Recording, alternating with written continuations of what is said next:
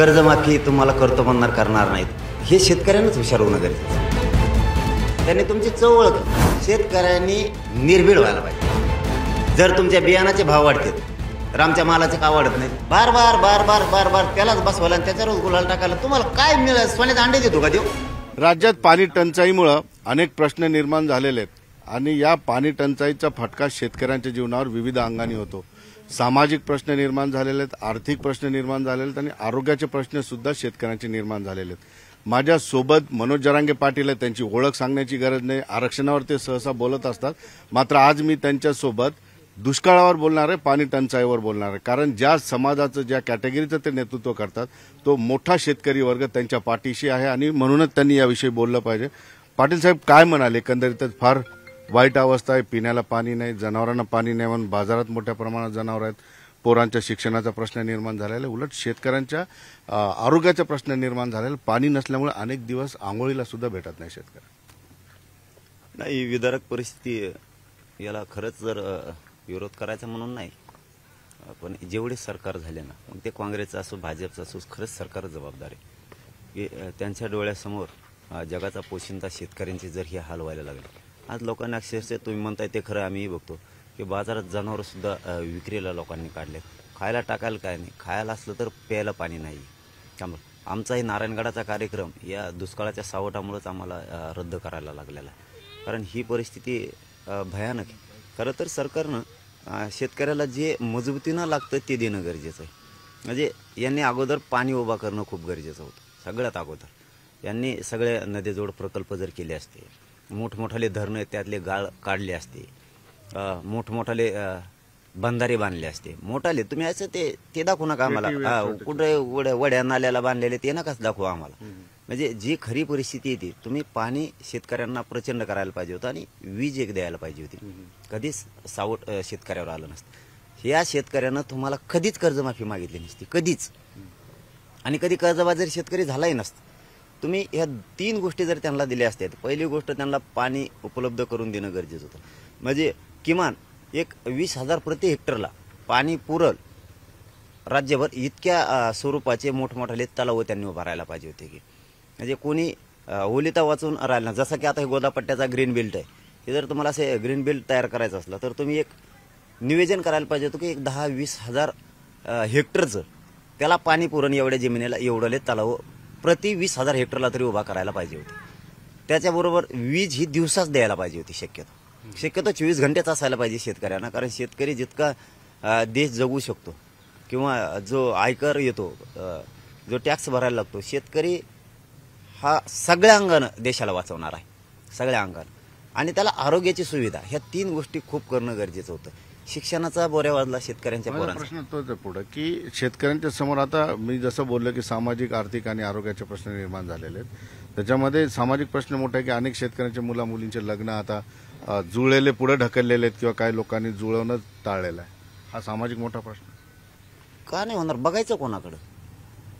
त्यांनी जर हे केलं नाही तर त्याचा परिणाम, दुष्परिणाम त्या शेतकऱ्यांना, त्या मुलांना किंवा त्या सगळ्या येणाऱ्या सोयऱ्यांना, त्या येणाऱ्या सगळ्या मंडपातल्या लोकांना भोगावं लागतं. आणि त्याचा परिणाम राज्यभर जातो, त्यांची झालेली दशा बघून. त्यामुळं खरंच ना ते तर ठीक आहे, चला ते ढकलता येईल, लग्न पुढं काढता येईल, पण याच्यावर कायमचा तोडगा नेमकं कोणतं सरकार कधी काढणार? तुम्ही भाषणं ठोकू नका हो. भाषणाने आमच्या गेलेल्या आत्महत्या शेतकऱ्यांच्या ह्या परत नाही येणार. इथं जातीफातीचा काय संबंध आहे?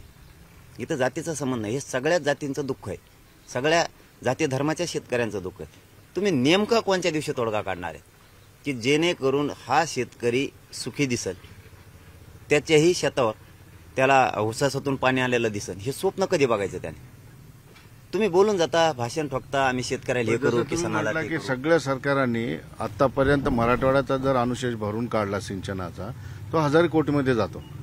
फक्त बोलणे. आणि जर सिंचनाचा प्रश्न, तुम्ही महत्वाचा विषयाला हात घातला की सिंचनाचा प्रश्न जर झाला तर शेतकऱ्यांना कुठलीही माफी मागण्याची गरज पडणार नाही. परंतु आता इमिजिएट असं आहे की पुढच्या शिक्षणाबद्दल फी माफीचा विषय येऊ शकतो. ग्रामीण भागामध्ये वीजेचे कनेक्शन तोडल्या जाऊ शकते, त्याच्यामुळे आणखी गंभीर परिस्थिती निर्माण होते. आता पेरणीचे कामं सुरू आहे शेतकऱ्यांची. नाही, हे शेतकऱ्यांना सुद्धा कळायला पाहिजे. वीज कनेक्शन तुमचं तोडणार, वीज बिल तुमच्यावर वाढीव देणार, तुमच्यावर केसेस करणार, कर्जमाफी तुम्हाला करतो म्हणणार करणार नाहीत. हे शेतकऱ्यांनाच हुशार होणं गरजेचं. बार बार तुम्ही त्यांनाच देता ना हो, मग ते काँग्रेस असो नाही तर भाजप असो. त्यांनी तुमची चव ओळखली. मी शेतकऱ्याचा पोरगा आहे म्हणून बोलतोय, कारण मी त्या वेदनेतून आलेलो आहे आणि मी आजही शेतकरीची. त्यामुळं माणूस चव कधी ओळखतो, एखाद्या माणसाचं आपलं पटत नाही तरी पण आपण बार बार त्याच्याकडे गेलो तर त्याचा अर्थ असा होतो की त्याने चव ओळखली, याला मायाशिवाय होतच नाही. तसं झालेलं आहे शेतकऱ्यांचं. शेतकऱ्यांनी निर्भीड व्हायला पाहिजे. आम्हाला पाणी का नाही, आम्हाला वीज का नाही, आरोग्य का नाही.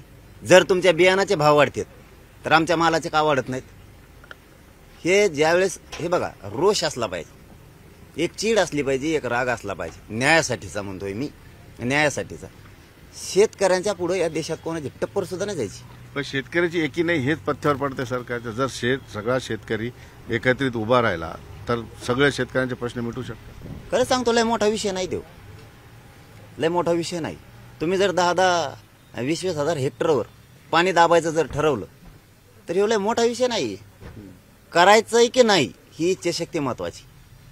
तुम्ही राज्यभर किंवा देशभर जर एक राबवायला सुरुवात केली, 20,000 हेक्टर किंवा 10,000 हेक्टरवर पाणी दाबायचं, जिथं जिथं मोठमोठाले बंदरे दाबून टाकायचे, सगळा महाराष्ट्र नाही देश सुद्धा पाण्याखाली येऊ शकतो, सगळा ओलिताखाली. पण तुम्हाला करायचंय की नाही ही इच्छाशक्ती त्यांची. तुम्ही वीज करताय, रात्री देण्याऐवजी तुम्ही दिवसा द्या ना, त्या लोकांचे हाल नाही होणार. तसं तर तुम्ही नियोजनच केलं पाहिजे की 24 घंटे वीज कशी मिळेल, शेतकऱ्यांसाठी त्यांच्यासाठी आरोग्याच्या सुविधा कशा करता येतील, त्यांच्या मुलांना शिक्षणासाठी दर्जेदार शिक्षण कसं देता येईल, याच्यावर देणंच नाही त्यांचं. पण शेवटी सरकारला तुम्ही काय म्हणाल? कारण काय, आता मी एका गावात गेलो तर तिथं मृत्यू झाला होता तर नातेवाईक आले नाही कारण पाणी नाही म्हणून. म्हणजे हा फार गंभीर प्रश्न आहे. तसं साधा जरी वाटत असला तर लोक धार्मिक कार्यक्रमाला जाणं टाळतायत, लग्नाला जाणं, जसं तुमचा मोठा सभा तुम्ही टाळलेली आहे. सरकारकडे प्रमुखपणे काय मागणी कराल? सरकारने या दुष्काळाकडे कसं बघायला? नाही, मी मागणीच नाही करणार त्यांची. मागणी करून आपलं काय शब्द खराब करायचे आणि शेतकऱ्यांनी सुद्धा करू नये. होय, मी लय निर्भीड बोलतो कधी पण. शेतकऱ्यांनी सुद्धा नाही करायला पाहिजे. शेतकऱ्यांनी एक काम करायला पाहिजे, यांना उलटं पालटं करायला पाहिजे आणि त्यांच्या ऐकण्यातले लोक, त्यांच्या विचाराचे लोक तिथं बसवले पाहिजे शेतकऱ्यांनी. म्हणजे तुमच्या शेतीला पाणी लागतं ती, तुम्हाला कर्जमाफी लागते ती, तुमच्या पिकाला भाववाढ झाली पाहिजे त्याच्यासाठी त्या विचाराचा कोण, तुम्हाला वीज कशी देता येईल त्याच्यासाठी कोण. कारण महाराष्ट्र ओलिताखाली आणणं खरंच मोठा विषय आहे. पण ह्या विचाराचे लोक शेतकऱ्यांनी बसवणं गरजेचं. यांच्या पुढे काय हातपसिरत आहे. आणि जर आपण त्यांच्या पुढे हे हातपदर पसरला त्याची किंमत करणार आहेत काही. मग शेतकऱ्यांना किंमत नाही आहे का? त्यामुळे शेतकऱ्यांनी पदर पसरायचाच नाही, यांनाच उलटा पालटा करायचा. तुमच्या विचाराचे लोक तिथं बसवा, तुमचे लेकरं सुखी होतील, तुमचा समाज सुखी होईल, शेतकरी वर्ग सुखी होईल सगळा. त्याच्यासाठी कामं करा. मला एक धोरण कळत नाही लोकांचं. बार बार बार बार बार बार त्यालाच बसवायला आणि त्याच्यावरच गुलाल टाकायला. तुम्हाला काय मिळालं? सोन्याचे अंडे देतो का देव? काय गुतलंय का तुमचे? शेतकरी आत्महत्या करायला लागला, मोजता आहे ना तितक्या लाखात आत्महत्या, तरी पण त्यांनाच. आपल्या आत्महत्या कशामुळे व्हायला लागल्या? कर्जबाजारीमुळं, पिकाला भाव नाही म्हणून, पाणी नाहीये, वीज नाहीये म्हणून. मग ह्या 4-5 गोष्टी आयुष्यासाठी देणारा तुमच्या विचाराचा माणूस तिथं बसवा ना. कोणाची आत्महत्या नाही, कोणाच्या आई बहिणीच्या कंपाळाचं कुंकू पुसायचं पण काम नाही. पण येणाऱ्या काळात आत्महत्या वाढू शकतात. अशी परिस्थिती राहिली तर काय भीती वाटते? नाही, करू नये. वाढतील हे मी कधीच म्हणणार नाही, करू नये. कोणीच बघत नाही मागं. ज्यांच्या झाल्यात त्यांना माहिती, कोणी नाही मागं. सगळं उघड्यावर पडतंय. काही नाही यांची चिरीमिरी द्यायची सवय लागली आहे सरकारला. 1 लाख दे, 1.5 लाख दे, आत्महत्या झाली की ही किंमत आहे का माझ्या शेतकऱ्याची? त्यामुळे हे डोक्यातच आण नाही. ते काय नाही, कायच कर्ज आणि फिरज, कोणी येत नाही काय नाही. काय मरण्यापेक्षा कर्ज काय? त्याला दारात आल्यावर त्याला अरे सगळं कळतं राव शेतकऱ्यांना. काय भ्यायचा संबंध आहे कोणाला? कायच कर्ज आणि फिरज, त्यासाठी का आपण मरायचे का? कर्ज नाही फिरज नाही आल्यावर बघून येत नाही देत म्हणा, जा तिकडे काय करायचं. मरायचं काय संबंध आहे त्या कर्जासाठी? कर्जासाठी मारायचं. तुमचे लेकर बाळ उघड्यावर टाकायचे. तुम्हाला कोणचा पाहुणा रावळा सुद्धा नंतर येत नाही एकदा आत्महत्या झाल्यावर. ना गाव येत नाही, ना जिल्हा येत नाही, ना कोण राज्य येत नाही, कोण सरकार फारकार काय येत नाही. अजिबात मारायचं नाही कोणत्या शेतकऱ्यांनी. कायच कर्ज फर्ज नाही देत म्हणा, काय करत करतो चल. काय संबंध कर्ज आणि फेरायचं द्यायचं? आल्यावर देऊ म्हणा. आता गावावर विकून देतो का तुला? नाहीच आमच्याजवळ. कर तुला काय केशी करायचं हो, काय नाही होत केशीने. मी प्रामाणिकपणाने एक मुलगा म्हणून सांगतो शेतकऱ्यांना आत्महत्या करू नका. काय होत नाही. काय अरे केस आणि फीस केशी ना काय होत नाही. आत्महत्याने कर्ज देत नाही म्हणा. नाही तर कुठून देऊ? पण तुम्ही एक गंभीर आव्हान शेतकऱ्यांना करतो की कर्ज फेडू नका. तुम्ही त्यांच्या पाठीशी राहणार मरू नका म्हणतोय मी, फेडू नका कुठं म्हणतोय. फेडा पण आल्यावर. मग आता इथं मरायचं आत्ता आणि त्या कर्जासाठी. त्यापेक्षा देत नाही मला केसच करीन, दुसरं काय करीन. कर असे म्हणा. शेतकरी तुमच्याकडे आले, तुम्ही पाठीशी राहणार. अरे मग आत्ता बी येईन मागे पाठीशी काय त्या शेतकऱ्यांना सरळ सांगतो अजिबात काय कर्ज फेड आल्यावर फेडा. मी कुठं बुडा म्हणतोय. आल्यावर फेडा येईन तवा देऊ. नाही आले तर काय मरायचं काय आता? काय मरायची गरज नाही. केशीना काय होत नाही. करू दे केली तर काय. मान्य न्यायालयात जायचं, न्यायालयात सांगायचं बाबा आमजवळ काही नाही, याला थांबवा. नाही थांबला तेव्हा काय करीन? केस करीन, दुसरं काय करीन. आणि त्यासाठी आपलं जीवन संपवायचं. अहो मागं बघा बाकीच्यांचं आठवून मुलांना कुणी बघायला नाही, त्यांचं शिक्षण करायला कुणी नाही. करता पुरुष घरातला गेल्यावर कोणी पाहुणा येत नाही ना, कोणी नाही ना, कोणी नाही. उलट मित्र सुद्धा तुटायला लागलेत.